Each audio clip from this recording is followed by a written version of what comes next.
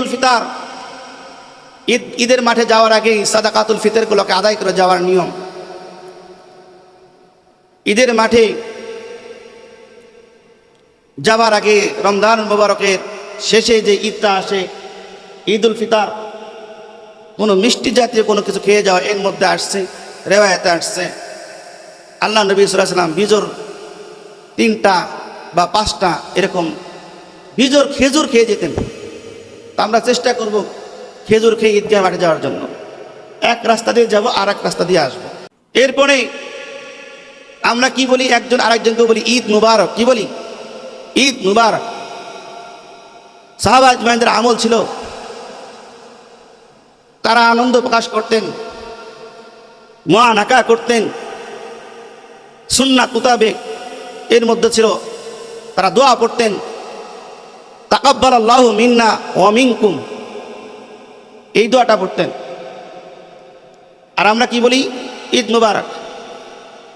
আপনি বলতে পারেন আমরা বাংলাভাষী, সেই হিসেবে আমরা আমাদের মাতৃভাষার জন্য আমরা এটাকে ব্যবহার করি, করতে পারেন। আপনি এটা বলার পর এটা বলেন, সমস্যা নাই। আপনাকে কেউ অনুগ্রহ করছে, আপনি তাকে কি বলেন? জাযাকাল্লাহ। এটা বললেন, এটা আদব।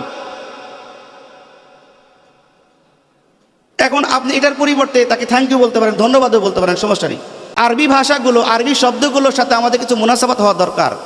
তো হাজিরিন, ঈদগাহে যাওয়ার আগে গরিব দুঃখীর হকগুলোকে আদায় করে যাওয়া। ঈদ আসছে, আপনি ঈদ পালন করেন, সমস্যা নাই।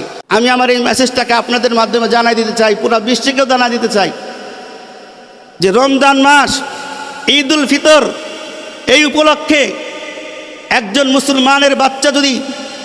মুসলমানের বাচ্চা যদি সে এই পিকআপ ভাড়া করে উচ্চ আওয়াজে গান বাজনায় মত্ত হয়ে চলে, কসম খোদার ওই ব্যক্তিকে, ওই সন্তানকে, ওই সন্তানের মা বাবা সহ, গোষ্ঠী সহ যারা শাসন করবে না, মনে রাখবেন ফিলিস্তিনের এই ছোট্ট মাসুম বাচ্চাটি, ওই ছোট্ট মাসুম বাচ্চা তার বিরুদ্ধে মামলা দায়ের করবে হাসরের ময়দানে, মনে রাখবেন, মামলা দায়ের করবে। এই জন্য হাজিরিন, আসছে ঈদ উল ফিতর। আমরা ঈদ উল ফিতরের মান কখন রাখবো? ইবাদতের মাধ্যমে।